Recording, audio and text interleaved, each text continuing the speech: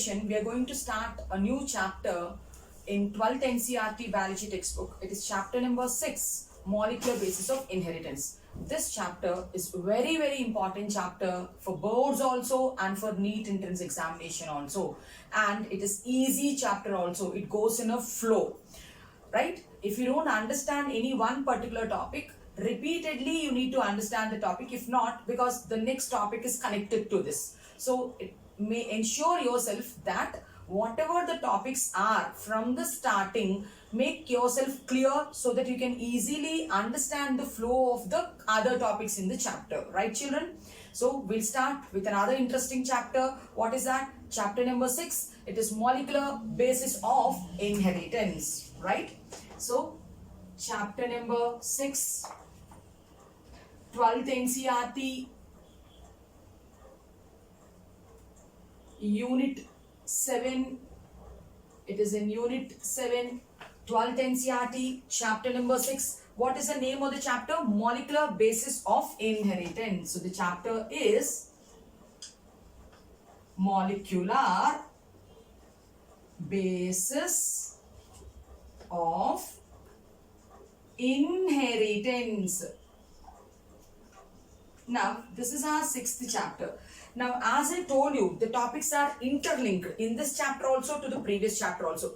Now, the previous chapter is called Principles of Inheritance and Variation. So, what is chapter number 5? Chapter number 5 is Principles of Inheritance and Variations. So with this, unit number 7 starts. In unit number 7, there are 3 chapters. Chapter 5, Principles of Inheritance and Variation. Chapter 6, Molecular Basis of Inheritance. And chapter 8 will be Evolution. Okay. So now, the 5th chapter is Principles of Inheritance and Variation. Here in the 5th chapter, we learned about the patterns of inheritance. In this chapter, what did we learn? So, we learned about the patterns of inheritance.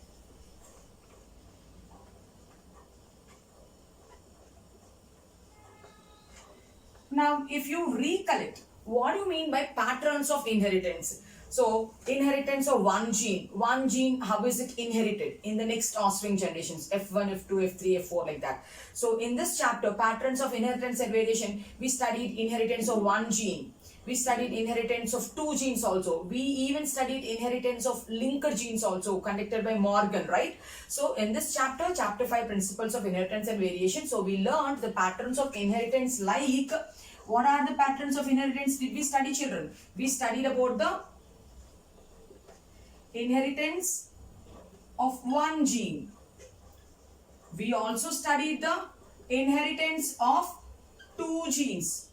And we even studied the inheritance of linker genes also. Now, this is what is called as genetics.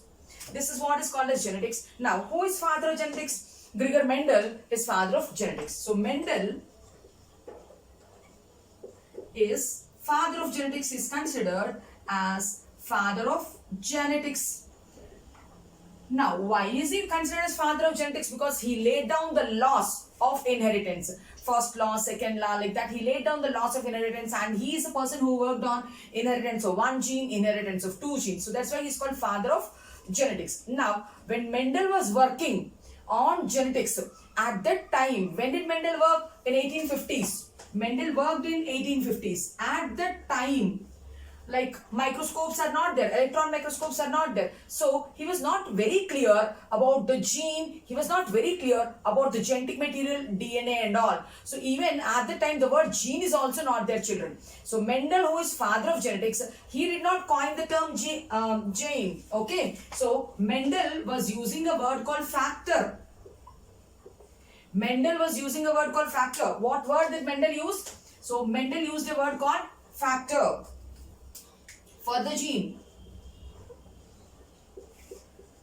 He used a word called factor. Now, there's one more scientist, Correns.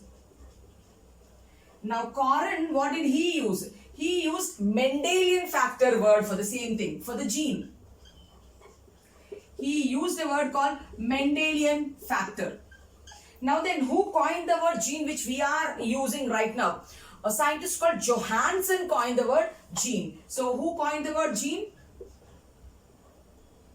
Who coined the word gene? It is Johansen. Johansen coined the word gene. He coined the word gene. And then who coined the word genetics? Batson coined the word genetics. So who coined the word genetics? Batson. Batson, he coined the term genetics. Batson coined the term genetics. Johansen coined the word gene. Mendel worked on genes, but he didn't coin the word gene. He used a word called factor. Now, at that time, in 1850s, Mendel was not clear about the chemical nature of the factors. Even though he worked on genes, he was not very much clear about the chemical nature of the factors. So, let us write down. At the time of Mendel, the chemical nature of factor was not clear. It was not at all clear. The chemical nature of factor was not clear, and how it is regulating the patterns of inheritance is also not clear. And how is the factor regulating? Gene will regulate the metabolism, right? How is the factor regulating the pattern of inheritance also is not clear.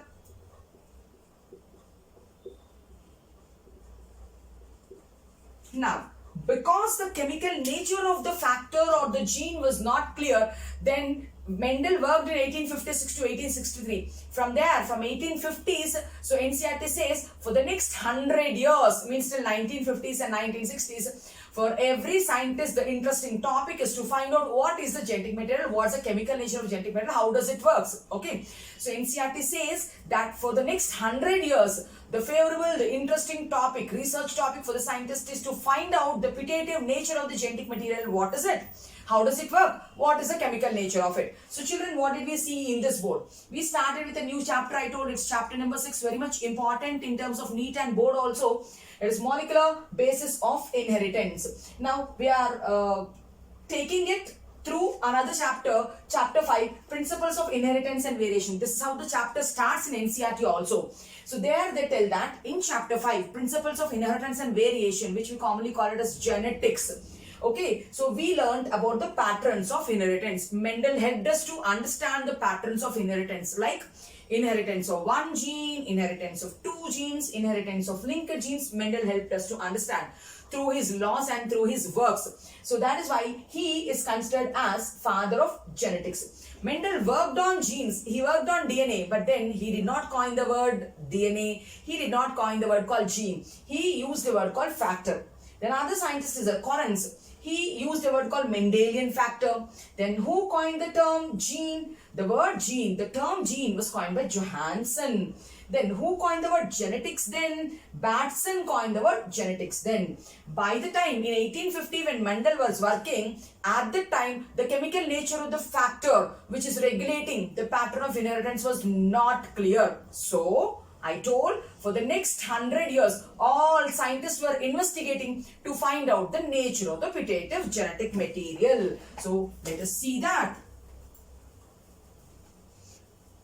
Since it was not clear, NCERT says for the next 100 years. Now we are entering into this chapter with this introduction of the previous chapter. Now we will enter into chapter 6, molecular basis of inheritance, right? So now the NCERT says, so for the next 100 years, all the scientists, they were investigating to find out the nature of the putative genetic material. So for the next 100 years, all the scientists were, what are they doing? They're investigating. They are investigating. What are they investigating? They want to find out what is the chemical nature. They want to find out what is the chemical nature of the putative genetic material. What do you mean by putative? Means we know it could be DNA, but we don't have any proof for that. So we are working for a proof to tell that DNA is the genetic material. For the next 100 years, scientists started working on what is the chemical nature of the genetic material, and everyone has done research, and the climax of all the research is what word we use? We use cumulating realization. Every scientist told that DNA is a genetic material for majority of the organisms. So then what is the result of their experiment? So we can write down it is culminating. All of them, they came to a culminating result. All the experiments came to a climax result stating that DNA. So what is the end product of all this experiment? That DNA is the genetic material. So all the experiments, the climax, the proof for all the experiments is everyone is coming to the same conclusion that yes, DNA is the genetic material in majority of the organisms. DNA is the genetic material in majority of the organisms. Now this is what the conclusion for all the scientists who worked for 100 years together around 1950s, they came to a conclusion that DNA is the genetic material. That DNA, we are going to everything related to DNA, RNA, proteins. We are going to study in this chapter molecular basis of inheritance, which is called as molecular biology. So then, who coined the term molecular biology? Means William Astbury coined the term molecular biology. Who coined the term molecular biology? Let us write down. So, molecular biology term, who coined it? Was coined by, I'm telling it is coined by William Astbury. Right? He coined the term molecular biology. And what is molecular biology? It is the study about the physical and chemical characteristics of the genetic material. Let it be DNA or RNA. What is molecular biology? Molecular biology means it is the study of physical and chemical characteristics. Physical and chemical characteristics of biomolecules. And the important biomolecules is nucleic acid. Everything related to the study of nucleic acid, physical structure, chemical properties and all comes under a branch called molecular biology. And who coined the term molecular biology? Means William Astbury coined the term molecular biology. Understood? Now, if we go into the historical account of DNA, who discovered it, who saw the nucleus and all, let us see the historical account in this today's session with the introduction to molecular basis of inheritance. In the next session, we'll start with 6.1, the DNA structure, right? So now, let us look into the historical account of the DNA or the nucleic acid. Now, who is that person who saw nucleus or who saw nucleic acid? DNA was first isolated by Frederick Michaux. He is a doctor. When he is dressing the wounds of a patient, now from there he got the pus cells. Pus cells means dead WBC. Dead WBC, dead neutrophils. Neutrophils will have a multi-lobe nucleus. So it has a prominent nucleus. From the nucleus, you can see the DNA. So who is Frederick Michaux? Frederick Michaux, he is a doctor. While he was dressing the wounds, he saw the DNA. And he even noticed the acidic nature of the DNA. And he is a person who named a word called nuclein. So we can tell Frederick Michaux. Frederick Michaux isolated DNA from where? From the pus cells. When?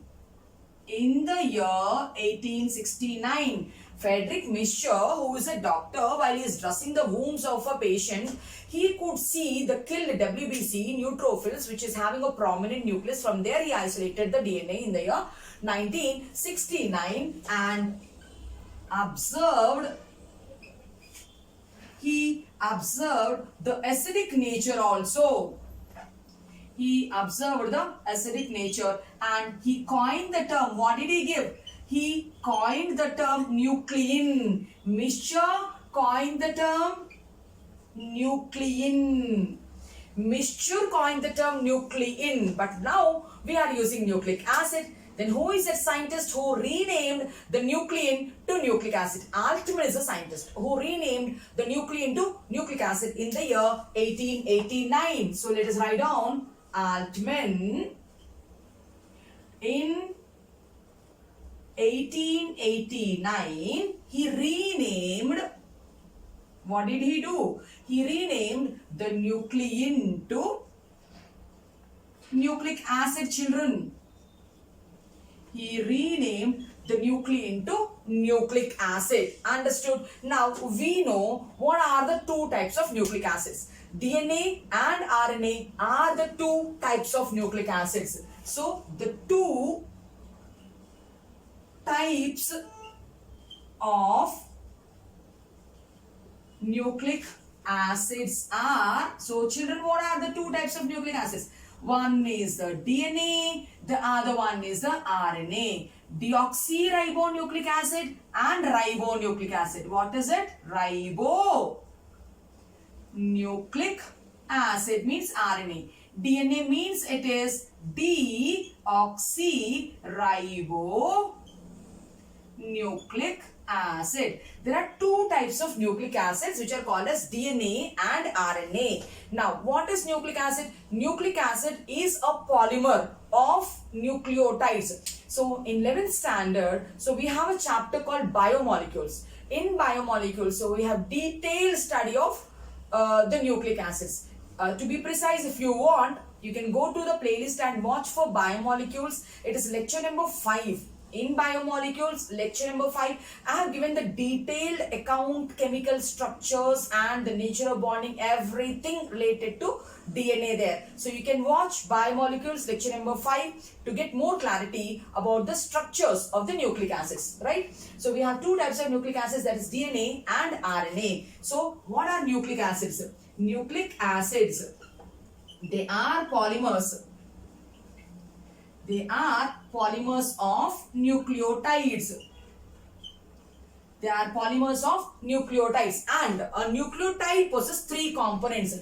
What are the three components nucleotide possesses? Nucleotide possesses nitrogen bases, it possesses phosphate group, and it has a sugar moiety also. So we are telling that nucleic acids are polymers made up of a repeating unit called nucleotide. So nucleic acids are polymers of nucleotides, means we are telling that nucleotides, the repeating unit is monomer, means one nucleotide joined to another nucleotide, joined to another nucleotide, joined to another nucleotide, joined to another nucleotide will make a nucleic acid. This chain is nothing but a nucleic acid. So then this is called monomeric unit. So then each nucleotide is made up of three components. What are the three components? Nitrogen base it has, phosphate it has, sugar it has. If we want to see like who is that person who saw purines and pyrimidines, nitrogen bases in nucleic acids. So the nitrogen bases are of two types. What are they? One is purine, other one is pyrimidine. So purines and pyrimidines were observed by a scientist called Fischer. Purines and pyrimidines were observed by a scientist called Fischer. And another scientist is there, his name is Koshel. Koshel, what did he identify? One more scientist. Koshel, what did he identify? He identified histone proteins. He identified histone proteins and polyamine proteins. Where did he identify polyamine proteins? With the nucleic acids. He identified them with nucleic acids. Now, Koshal, he identified a protein which is combining with nucleic acid. They are called histone proteins if it is a eukaryotic DNA. They are called polyamine proteins if it is prokaryotic DNA. So Koshal identified that the nucleic acid is combining with a type of proteins. If it is a eukaryotic DNA, it is a histone protein. If it is a prokaryotic DNA, then it is a polyamine protein. And he is the person who told that there are two types of purines and there are two types of pyrimidines also, adenine, guanine, thymine, cytosine. Koshal first discovery he did, he identified histone proteins and polyamines in the nucleic acid. He also identified the types of purines and pyrimidines. He also identified the types of purines and pyrimidines. So we are having two types of purines called, one is adenine, another one is guanine. We know that we are having three types of pyrimidines. One is called thymine, other one is called cytosine, and the third one is called uracil. Who observed that types of purines and types of pyrimidines are there, and who observed that polyamines are there and histone proteins are there, means Koshal identified. One more scientist is there, his name is Levin. He identified the presence of phosphate group. What did Levin identify? Levin identified the presence of phosphate group. Not only presence of phosphate group, Levin also identified the presence of sugar moiety also. Levin also identified the presence of sugar moiety also. Now, are you seeing what are we working on? We are working on the chemical nature of the nucleic acid, isn't it? So, at the time of Mendel, the chemical nature of the nucleic acid is not clear. Now we came to know that like DNA is the nucleic acid, DNA is the genetic material in majority of the organisms. DNA and RNA are the two types of nucleic acids. So they are polymers. The repeating unit, the monomeric unit is called a nucleotide. The nucleotide is made up of three components. One is a base, nitrogen base. The second one is the phosphate moiety, and the third one is the sugar. So nucleotide is made up of 1, 2, 3 components. Now nitrogen bases are of two types. Who did that? Who told that? Nitrogen bases are of two types called purines and pyrimids. Fischer told that.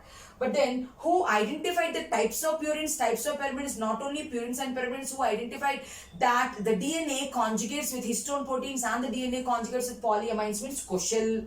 The next one, another scientist's name is Levin. He told that the nucleotide has phosphate also. The nucleotide has sugar also. Children, all this is historical data. Friedrich Miescher, who is a doctor, he isolated DNA from the pus cells, means WBC, in the year 1969. He even observed the acidic nature and he coined the term nuclein. But then Altman told it is not nuclein, it's better to be called as a nucleic acid. So in the year 1889, he renamed the nuclein to nucleic acid. So how many types of nucleic acids are there? Two types of nucleic acids are there. One is DNA, next one is RNA. Now, nucleic acid, it's a biomacromolecule. It is a polymer, heteropolymer, made up of monomers. What are the monomers? Nucleotides. What is nucleotide made up of? 1, 2, 3.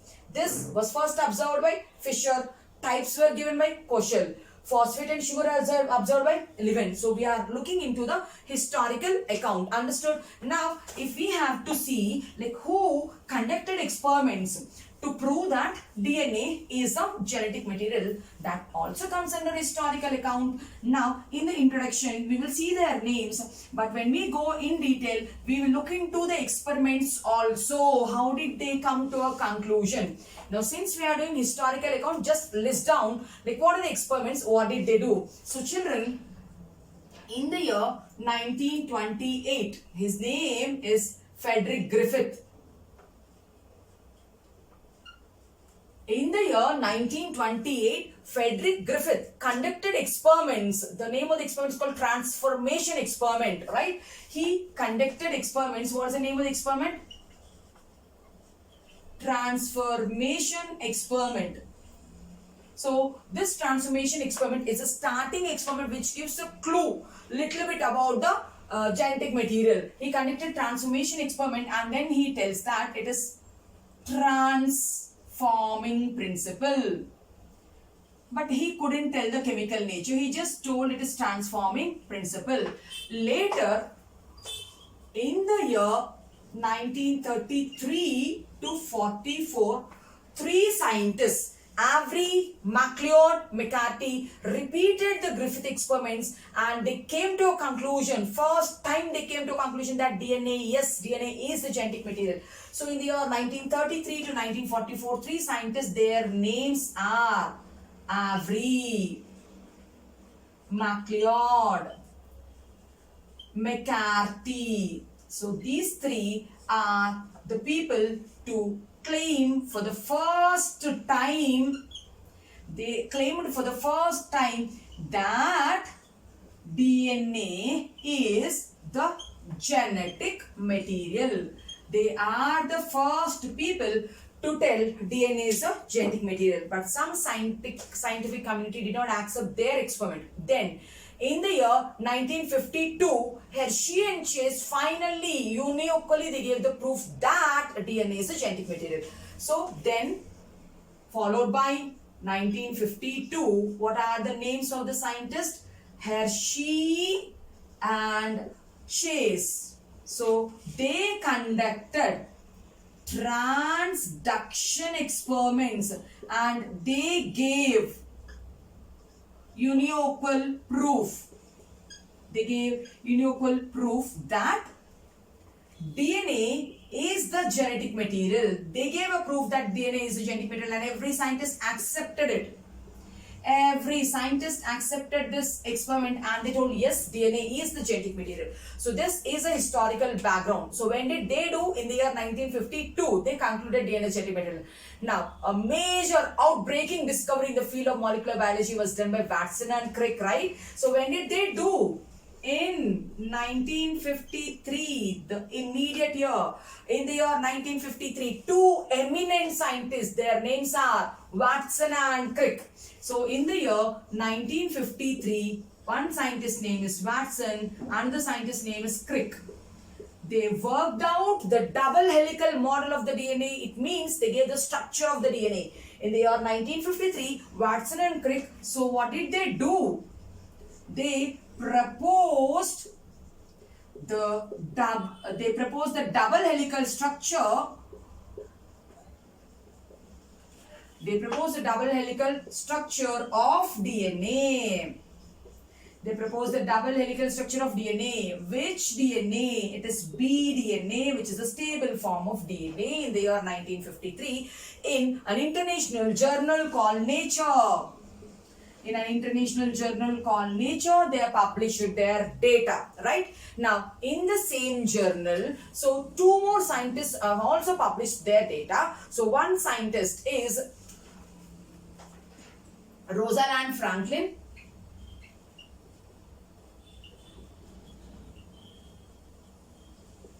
and Wilkins. Now, these two people also in the same journal, in the same month, they also published the X-ray diffraction data. They also published the X-ray diffraction data about DNA. Now, you might be knowing that X-ray diffraction data will give us information about the structure, like what is the length, what is the diameter, how is it located. It will give the information. So, Wilkins and Rosalind Franklin, they published their X-ray diffraction results, the stoichiometry, X-ray diffraction results of the DNA in the same journal called Nature, and these people also proposed the structure of the DNA in 1953, the same journal called Nature, so for which they were awarded Nobel Prize. These three people, Watson, Crick and Wilkins. So these three scientists, right? These three scientists, they got Nobel Prize. They got Nobel Prize in the year 1963, in the year 1962. Now, what happened to Rosalind Franklin? She's a radiologist. She died because of cancer. By the time they were awarding the prize, she's not there. So then, the three scientists, Watson, Crick and Wilkin shared the Nobel Prize for this important discovery in the year 1962. Children, this is the historical data related to the DNA, and then we tell that DNA and RNA are two types of genetic materials, whereas DNA is genetic material in majority of the organisms, whereas RNA is genetic material for only few viruses. Let us see a few differences between DNA and RNA before starting the chapter. Anything if we are studying in comparison, DNA with RNA comparison, so we will never forget the concept because we are comparing and we are studying, right? Now, we told that DNA is a genetic material in majority of organisms, where RNA is a genetic material only for few organisms like viruses. So, if we have to see the differences between DNA and RNA, so we tell that DNA is the genetic material in majority of living organisms.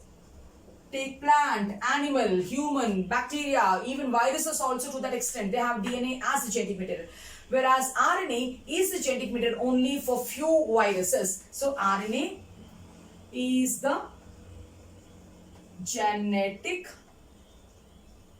material only for few viruses. Only for few viruses.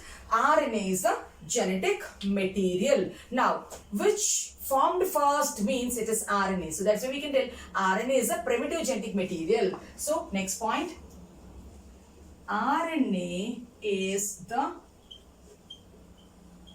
primitive genetic material. And since the genetic material should be stable, like RNA by modifications got converted into DNA. So RNA with some chemical changes, RNA with some chemical changes evolved into DNA. It got changed into DNA. Now, DNA has a sugar called deoxyribose sugar. So, what is the sugar which is present in DNA? 2-deoxyribose means in ribose from the second place oxygen is removed, deoxyribose. Whereas the sugar in RNA is a simple ribose sugar which has the oxygen at the second place. Now, DNA is usually double-stranded. 2 strands will be there, whereas RNA will be single-stranded. Now, DNA has thymine. DNA has thymine, which is a pyrimidine, whereas in the place of thymine in RNA, uracil will be there. It has uracil as a pyrimidine, right? DNA, mostly it is one type of DNA only. So DNA is only in one form. Whereas RNA, depending on its functions, it can act as a messenger. It can act as an adapter. It can act as a structural part.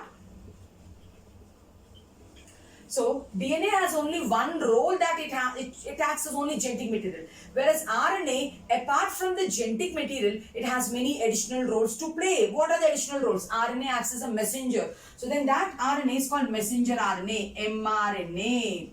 Not only acting as a messenger, some RNA molecules even adapt or they transfer the amino acids to the sites of protein synthesis. Means then that RNA which is holding the amino acids and helping in protein synthesis is called as transfer RNA, adapter RNA. And the third type of RNA which is making ribosome, which is the site for protein synthesis, is called as structural RNA or rRNA. Whereas we have only one type of DNA, right? The structure of DNA was given by Watson and Crick.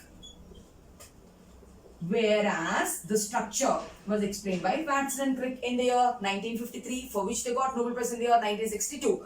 Whereas the structure of mRNA was given by Jacob and Monod. The structure of tRNA, the secondary structure of tRNA was given by Robert Hawley. The tertiary structure of tRNA was given by Klug. Coming to rRNA, not one scientist just explained the structure of rRNA. rRNA structure was explained by reconstruction studies. So that's why we can't tell the name of the scientist. We'll just tell rRNA structure was explained by reconstruction studies. Secondary structure of tRNA by Robert Hawley. Tertiary structure of tRNA by Arnold Klug. mRNA structure, Jacob and Monod. Whereas the structure of DNA was explained by Watson and Crick. So all these are some basic differences between DNA and RNA. In most of the cases, DNA is double-stranded. In most of the cases, DNA is double-stranded. In most of the cases, RNA is single-stranded. But there is a virus where we can see single-stranded DNA. So what is that virus? Pi X174 and N13 bacteriophage. In Pi X174 and in N13 bacteriophage, in these two, we find single-stranded DNA as the genetic material. Whereas, where do we find double-stranded RNA as the genetic material? Means reoviruses, right? In reoviruses and in hepatitis A virus. Some more are also there where we find RNA as a genetic material. So, all this is about the introduction about DNA and RNA. So in the next session, we'll talk about 6.1, the DNA, its structures and its chemical properties. Children, what did we discuss in today's session? We discussed what is molecular base of inheritance, who coined the term molecular biology, who coined the term gene, who coined the term genetics, and then who coined, who saw the nucleic acid, what name he gave, who renamed it to nucleic acid, and then who observed phosphate, who observed sugar, who observed purines and pyrimids. All that we discussed. Finally, we saw some basic differences between DNA and RNA. Okay, so if you like the lecture, you can like, share and subscribe to my channel. Thank you.